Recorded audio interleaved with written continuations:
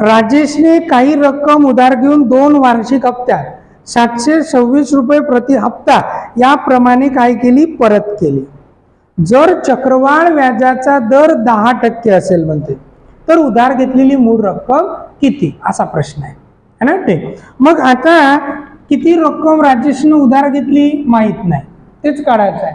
ते आपल्याला काढायचं आहे पी बरोबर किती है ना, पी बरोबर किती, मूळ रक्कम किती, लक्ष द्यायचं पहिले. आणि चक्रवाढ व्याजाचा दर आहे, रेट आहे 10% है ना, रेट आहे 10%. आणि त्यानं 2 वार्षिक हप्त्यात परत केली 726 रुपये प्रति हप्ता. वार्षिक हप्त्यात 2 म्हणजे नंबर ऑफ इयर्स किती आहे, 2. 2 वार्षिक हप्त्यात एका वर्षात 52 हप्ते, 52 आठवडे. आपल्याला रिझनिंग मध्ये माहित आहे, कॅलेंडर मध्ये एका वर्षात 52 आठवडे. त्या एका वर्षाच्या कोणत्या तरी 52 आठवड्याच्या एका आठवड्यात त्यानं 726 रुपये दिले आणि दुसऱ्या वर्षाच्या एका आठवड्यात 726. 2 वार्षिक हप्त्यात त्यानं परत केले 726 रुपये प्रति हप्ता. मग त्यानं किती परत केले पहा, रास आहे, रास 726 रुपये एका वर्षी, 726 रुपये दुसऱ्या वर्षी, अशी एकंदरीत बेरीज, म्हणजे त्यानं तेवढे रुपये परत केले. 6 12 2 परत हातचा 1 2 2 4 1 5 7 7 14, त्यानं 1452 रुपये परत केले आणि तो कर्जमुक्त झालाय.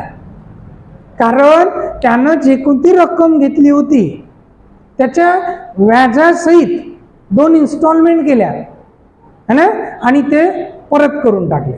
पडलं, म्हणजे त्यानं व्याजासहित रक्कम भरली, म्हणजे त्यानं काय भरली, मग रास भरली. रास म्हणजे मुद्दल अधिक व्याज, सरळ सरळ त्यानं रास भरली ना है ना. ठीक. मग आता चक्रवाढ व्याजाचं गणित आहे, 2 वर्षाचं आपल्याकडे शॉर्टकट आहे, पण इथं आपण शॉर्टकट वापरू शकतो का, नाही. कारण है ना, शॉर्टकट वापरासाठी मुद्दलचे पर्सेंटेज काढायला लागते ना, मुद्दलच माहित नाही, पर्सेंटेज कोणाचे काढा, येतं लक्षात. त्याच्यामुळे आता इथं आपल्याला प्रॉपर पी 1 अधिक R भागेला 100 चा घात या फॉर्म्युल्यानं काय भेटते, रास. जर या फॉर्म्युल्यातून मायनस पी केलं तर मग भेटते व्याज. पडलं, पण आपल्याला तर रासच दिली आहे, तर रासच ठेवू आपण. ठीक आहे, ओके. मग रास किती दिली आहे, 1452 बरोबर, मुद्दल माहित नाही है ना. आता 1 अधिक रेट किती आहे, 10 भागेला 100 चा घात किती आहे, n म्हणजे 2. ठीक. आता 10 1 10 10 10 100, नक्कीच 1452 है ना, बरोबर पी गुणेला 10 1 10 ने 11, 11 चे 10 गुणेला 11 चे 10 झालं. ठीक. आता हे भागाकारातलं गुणाकारात जाते, गुणाकारातलं भागाकारात येते. ठीक. म्हणजे 1452 गुणेला किती, 100 भागेला किती, 11 गुणेला 11 बरोबर किती, पी है ना. ठीक. आता 11 ना भाग देऊ, 11 1 11 किती राहिले, 3, 11 3 33 पुन्हा 2, 11 2 22 है ना. 11 न 132 ला 12चा भाग जाते. चला इकडे लिहितो पहा. आता राहिले 132 गुणेला किती, 100, 132 गुणेला 100 भागेला किती, 11 बरोबर काय, पी है ना. ठीक. आता 11 12 132, 12 गुणेला 100 किती येते, 1200. तर प्रश्नच तो आहे, तर मुद्दल काढा, तर ती रक्कम कोणती, तर रक्कम कोणती, मग 1200. घ्या मग. प्रकाशने एक रेडिओ उधारीवर घेतला होता. मग आता त्या ज्यानं उधारीवर घेतला होता है ना, ते मूळ रक्कम माहित नव्हती, म्हणून पी बरोबर किती असं आपण म्हटलं. मूळ रक्कम विचारली आणि 2 वर्षात परतफेड केली, म्हणजे नंबर ऑफ इयर्स झाले 2, आणि प्रति हप्ता 180 रुपये प्रमाणे हप्त्यात आपण परत केले, म्हणजे ती रास मिळते आपल्याला. रास 180 आणि पुढच्या वर्षी पण 180, म्हणजे किती, 360 रुपयाची रास त्यानं परत केली. आणि व्याजाचा दर जो होता तो होता 20%. चक्रवाढ व्याजाचा दर होता 20%. मग आता इथं आपण 2 वर्षाचं जरी गणित आहे तरी आपण शॉर्टकट लावू शकत नाही, कारण आपल्याला मुद्दल माहीत नाही. ठीक आहे ना. मुद्दल माहीत नसल्यामुळे आपण आपलं शॉर्टकट लावू शकत नाही. मुद्दल माहीत असतं तर आपण शॉर्टकट लावलं असतं. ठीक, ओके. म्हणून आपण इथं हाच फॉर्म्युला वापरतो, P1 अधिक R भागेला 100 चा घात किती n. या फॉर्म्युल्याने आपल्याला काय मिळते, रास. हे आपल्याला माहित होतं. जेव्हा याच्यामधून आपण वजा P मुद्दल करतो तेव्हा भेटते मग व्याज. ओके, ठीक. मग सरळ सरळ गणितात रास माहिती आहे किती आहे, 360 रुपये. मुद्दल माहित नाही. 1 अधिक रेट आहे 20% भागेला 100 चा घात n किती, 2. 20 5 100. 360 बरोबर P गुणेला 5 1 5 1 6/5 पुन्हा 6/5. भागाकारातलं गुणाकारात जाईल, गुणाकारातलं भागाकारात. 360 गुणेला 25 भागेला किती, 36 बरोबर P. 36 1 म्हणजे किती येते आपल्या गणिताचं उत्तर, P बरोबर 250. तर त्यानं उधार घेतलेली मूळ रक्कम 250 रुपये. आता गणितात रास दिली किती, 3528 रुपये है ना. ठीक. आता याप्रमाणे परत केली. जर चक्रवाढ व्याजाचा दर म्हणजे आपल्याला काय दिला, रेट, हा किती दिला, 5%. रेट 5% असेल तर है ना, असेल तर मंजूने किती रक्कम उधार घेतली होती है ना. म्हणजे मंजूने रक्कम किती उधार घेतली होती हे विचारलं आणि किती वर्षात परत केली त्यानं, 2 वर्षात. मग आपल्याकडे 2 वर्षाचं शॉर्टकट आहे पण आपण नाही वापरू शकत है ना. ठीक. मग रास बरोबर फॉर्म्युला माहित आहे, असंच लिहायचं. रास बरोबर P1 अधिक, आणि मी असं लिहितो है ना, मी असं नाही लिहत, 1 अधिक R भागेला 100 है ना. असं करतो का मी, नाही ना. मी केव्हाही असं अपूर्णांकाचं लिहायचं असं ना, 1 अधिक R भागेला 100. समजलं. ओके. चा घात किती रे, n. ओके, ठीक. आता रास म्हणजे किती आहे, 3528 बरोबर. कसं लिहा लागेल ना, बरोबर है ना. ठीक. म्हणजे वरच्या स्टेपवरूनच खालची स्टेप लिहायची आहे ना. मग ज्या गोष्टी माहित आहे त्या फक्त लिहिणे या फॉर्म्युल्यात. मग रासच्या ठिकाणी रास लिहा, 3528. बरोबरच्या ठिकाणी बरोबर लिहा, पीच्या ठिकाणी P लिहा, 1 अधिक, बरं कंसाच्या ठिकाणी कंस काढा, 1 अधिक R च्या ठिकाणी R लिहा भागेला 100. कंस पूर्ण करा, घात n आहे. इथं आहे ना n है ना, इथं आहे का n, बरोबर. जिथं तिथं लिहू ना, n हा घात आहे ना. ओके, ठीक. n किती आपल्याकडे, मग 2. मग 2 इथंच लिहू ना आपण. ओके, झालं. जिथं तिथं लिहा. आता गणिताच्या नियमानं 5 1 5 5 20 100. जर समजा तुम्ही भाग देत असाल, कारण मी भागाकार शिकवत नाही, पडलं. ठीक. आता 100 तर 5 1 5 आणि 5 2 10 0 लिहून टाका. हा 0 काऊन कॅन्सल नाही केला आपण, हा 0 कॅन्सल करायला लागेल ना. गणित शिकायचं असेल तर हे बेसिक आहे है ना. मग इथं काही फरक नाही पडत. पण जेव्हा आपण 4 महिन्यानं उचलू म्हणजे उघडू, सर ना 0 कुठं कॅन्सल केला, 0 तर नाहीच लिहिला. मग 200 तसं नाही इथं है ना, पूर्ण लिहा लागल. सरनं चुकीचं कशाला शिकवलं है ना. हा 5 2 5 2 10, मग 0 लिहित आहे ना, मग हा 0 कॅन्सल करून टाका ना, इथं लिहिला ना. ओके, ठीक.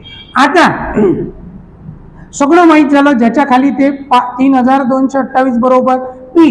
भागाकाराचा हा काय होते, गुणाकार आहे है ना. ठीक. 20 1 20 आणि 1 21, हा 21/20 आहे गुणेला पुन्हा 21/20 आहे. झालं. ठीक. इथं आता स्टेप काय सांगते, हा भागाकारातला गुणाकारात न्या, हाही भागाकारातला गुणाकारात न्या, आणि हे गुणाकारातलं भागाकारात आहे ना, बरोबर. मग हे 3528 गुणेला 20 पुन्हा गुणेला 20 भागेला परत 21 P गुणेला, किंवा हा इकडे येईल 21 गुणेला 21 बरोबर इकडे किती राहिला पी. 21 न भाग द्या किंवा 7 न भाग द्या, 3 न भाग द्या, है ना. ठीक, चालेल. आता आपण एक काम करू, पहिले 7 न भाग देऊ. 7 त्रिक 21, 7 पाच 35, 0 चा भाग जाते, 7 चौक 28. पुन्हा अजून 5 आणि 4 9 आहे ना, 3 न भाग जाते. ठीक आहे ना. ठीक, चालेल. 3 1 3 2 राहिले, है ना. 3 1 3 2 राहिले, 3 सक 18, परत 2 राहिले, 3 8 24. चला आता एकतर 21 न भाग जाईल किंवा 7 न भाग देऊ. पहा 7 त्रिक 21, आता इकडचं कॅन्सल करू, इकडे भाग देऊ, है ना. 7 2 14, किती राहिले 2, 7 चौक 28, परत अजून 3 1 3, 3 8 24. भागाकाराचा प्रश्न आहे, तुम्ही कसाही द्या. आता इथं राहिलं समजा 8 गुणेला 20 गुणेला 20. ओके, ठीक, बरोबर काय पी. आता 2 2 4, 8 चौक 32, आणि 32 वर किती 0 2 0, मग मुद्दल किती आलं 3200, है ना. तर ती रक्कम कोणती, तर 3200. घ्या मग 15,625 रुपयावर 3 वर्षाचे चक्रवाढ व्याज भेटते 1951 रुपये. तर व्याजाचा दर काढा. आता गणितात हे 15,625 जे दिलाय, 15,625 हे काय दिलंय, मुद्दल पी, बरोबर ना. ठीक, चला पी दिली आहे 15,625 रुपयावर. असं ओळखता आलं पाहिजे गणितात नेमकं काय काय दिलंय आज, है ना. आज ओळखता आलं पाहिजे ऍटलिस्ट, है ना. फॉर्म्युला लिहायचा, व्हॅल्यू लिहायचा, प्रॉपर जायचं, लागे ना 15 मिनिटं, है ना. एक गणित आन्सरवर पोहोचू प्रॉपर, है ना. आणि मग वारंवार वारंवार त्याचीच प्रॅक्टिस करत सेकंदात सॉल्व होईल. पहिलेच सेकंदात, है ना. पहिले कन्सेप्टच क्लिअर नाही, पहिले कन्सेप्ट क्लिअर करा. 15,625 रुपये 3 वर्षाचे चक्रवाढ व्याज, म्हणजे नंबर ऑफ इयर्स दिलं 3 वर्ष. चक्रवाढ व्याज CI तो दिला 1951 रुपये.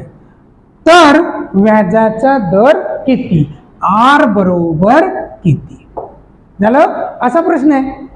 मग आता आपल्याला चक्रवाढ व्याजाच्या बाबतीत फॉर्म्युला माहित आहे. बरं, चक्रवाढ व्याजाचे वार्षिक आहे म्हणून वार्षिकचा फॉर्म्युला. 6माही शब्द असतात तर 6माहीचा, तिमाही असतात तर तिमाहीचा, हे वार्षिक आहे. ओके, ठीक. मग आता वार्षिकचा फॉर्म्युला आपल्याला माहित आहे, P 1 अधिक R भागेला 100 चा घात L. बरं, यानं काय भेटते, रास. मग यानं रास भेटते. आपल्याला काय दिलाय, व्याज. मग आपण रास काढू शकतो. हे मुद्दल आणि हे व्याज ची बेरीज रास भेटते ना, रेडीमेड, है ना. चालेल, मग आपण रास काढून घेऊ. ठीक, पहा मग रास किती, तर 15,625 मुद्दलात काय मिळू, व्याज 1951. काय भेटन, रास, है ना. ठीक, पी माहित आहे का, लिहा मग पीच्या जागेवर पी 15,625. 1 अधिक R माहित आहे का, R नाही, तो काढायचा आहे, लिहा मग R भागेला 100. N माहित आहे का, N, हो लिहा मग N त्याच्या जागेवर. पडलं, ठीक. असं स्टेप बाय स्टेप जायचं. सुरुवात आहे आपली, है ना. ठीक, आता मला माहित आहे दोघांची काय करताय, बेरीज. शिकवायच्यावर लक्ष द्या, काय करताय, बेरीज. 5 आणि 1 6, 5 आणि 2 7, 9 आणि 6 1500 5, 5 आणि 2 7, पुन्हा 1 17,576. हे काय आहे, रास. बरं, हा गुणाकारातला, इकडे जाऊन काय होईल, भागाकारात लिहू आपण 15,625. हे बरोबरचं चिन्ह, म्हणजे ए राहिलं. मग इथं काय होते, 100 1 100 अधिक R, 100 अधिक R भागेला 100 चा घात किती, 3. म्हणजे एक स्टेप तुमची कमी होते. ठीक, झालं इथपर्यंत. मग आता या स्टेपवर आल्यानंतर स्वतःचं डोकं वापरायचं, है ना. कसं, इथं अशी अंश आणि छेदात कोणती तरी संख्या असेल जिचा घन एवढा असेल ना, कारण डावी बाजू उजवी बाजू सारखी आहे ना, है ना. मग इथं एक कोणती तरी अशी वरखाली संख्या असेल ज्यांचा घन इथं असेल. मग 15,625 कोणाचा घन आहे? 25चा. हा 25चा घन आहे. मी म्हटलंय 5चा घन पाठ करा, 15चा घन पाठ करा, 25चा घन पाठ करा. बोललो का कधीतरी बॅच मध्ये? हो, सांगतच असतो मी, कारण मला माहिती आहे कुठं ना कुठे याचं काम आहे. मग लगेच आपल्याला क्लिक झालं पाहिजे की हा 25चा घन आहे, म्हणजे इकडं तर खाली 25 असेल. आणि हा 17,574 कोणाचा घन आहे? तर त्याचं घनमूळ काढून घेऊ. आपण घनमूळ काढू शकतो. पटत आहे? कारण इथं आल्यावर आपण कॉमन सेन्स वापरू शकतो ना, की हे कोणती तरी संख्या त्याचा घन हा असेल ना. भाग देत बसल्यापेक्षा भाग जातही नाही त्याला. ओके, ठीक. आता 17,574चं घनमूळ काढू का? 17,574चं घनमूळ काढताना इकडून 3 अंक सोडून देतो. 6 कोणत्या संख्येच्या घनाच्या शेवटी? 6 अंक आहेत. तो कोणाच्या? 6च्या. ठीक. आता इथं कोणाचा घन? 2चा घन. 3चा घन मोठा झाले, म्हणजे हा आहे 26चा घन. म्हणजे याचं घनमूळ किती येते? 26. आणि याचं किती? 25 झालं. ठीक. म्हणजे इथं येते 26. मग आपण काय करतो? दोन्ही बाजूचं घनमूळ किंवा 26/25 चा घन. समजलं? अशी स्टेप होईल. बरोबर 100 प्लस r भागेला 100 चा घन. ठीक आहे, झालं. मग आता 26चा घन नक्की हा होते आणि 25चा घन हा होते. दोन्ही बाजूचं घनमूळ म्हणजे हे राहिलं 26/25 बरोबर 100 अधिक r भागेला 100. ओके, आलो इथं आपण. 25 एक 25, 25 चूक 100 है ना. ठीक. आता हा भागाकारातला इकडे जाऊन गुणाकारात. 6 चूक 24 4 2, 4 2 8 2 10 बरोबर 100 अधिक r. हा प्लस मायनस होते 4 बरोबर r. म्हणून व्याजाचे दर किती टक्के लागत? 4%. घ्या मग. निलिमाने राष्ट्रीयकृत बँकेत 6,000 रुपये भरले. मुद्दल झाली 6,000 रुपये. ओके, भरले. जसा तसे 8.5 दराने. रेट आहे 8.5% ना दराने. 2 वर्षासाठी म्हणजे नंबर ऑफ इयर्स किती आहे? 2 वर्ष. खूप सोपं आहे रे गणित. आणि निलिमाने बँकेकडून मुदतीनंतर किती रक्कम मिळेल? म्हणजे आता मुदतीनंतर बँकेकडून तिनं भरलेली ते तर भेटेल आणि वर अजून 2 वर्षाचं व्याज भेटेल. म्हणजे निलिमाला काय भेटेल? रास भेटेल. रास काढा म्हणते. ओके, ठीक. पण आपण शॉर्टकट असल्यामुळे 2 वर्षाचं आपण काय काढू शकतो? Compound interest. कारण आपल्या शॉर्टकटनं डायरेक्ट काय भेटते? व्याज. ओके, चला द्या लक्ष. 2 वर्षाचं शॉर्टकट. आता याचा पहिले किती टक्का काढायचा? 1%. किती होते? 60. आणि किती टक्के काढायचे? 8.5 न गुणून घ्या. 8.5% बेटा. आता फक्त याला मांडताना थोडंसं उलट मांडायला लागत होतं है ना. 8.5 गुणिला किती? 60. पडलं? 0 जसच्या तसा लिहून टाकू आपण. आता 6 पंच 30 0 पुन्हा 8चे 3 साइन 8 48 आणि 3 किती रे? किती घरानंतर पॉईंट द्या? 1. 510. मग इथं 510 आले, इथं 510 आले. झालं 510 510. परत 510चा किती टक्का? 1%. 5.10 किंवा 1 काही घ्या. 5.10. आणि याचे किती टक्के काढायचे? 8.5%. सिंपल है ना. झालं. आता 0 साईडनं ठेवून द्या. पहिले गुणाकार करू. 5 1 5, 5 5 25, 8 1 8 32, 33, 33 3 परत हातची किती रे? 3. आता 8 पंच 40 आणि 3 43. किती घरानंतर पॉईंट द्या? 3 है ना. झालं. म्हणजे किती? 43.35 म्हणा, काही घ्या.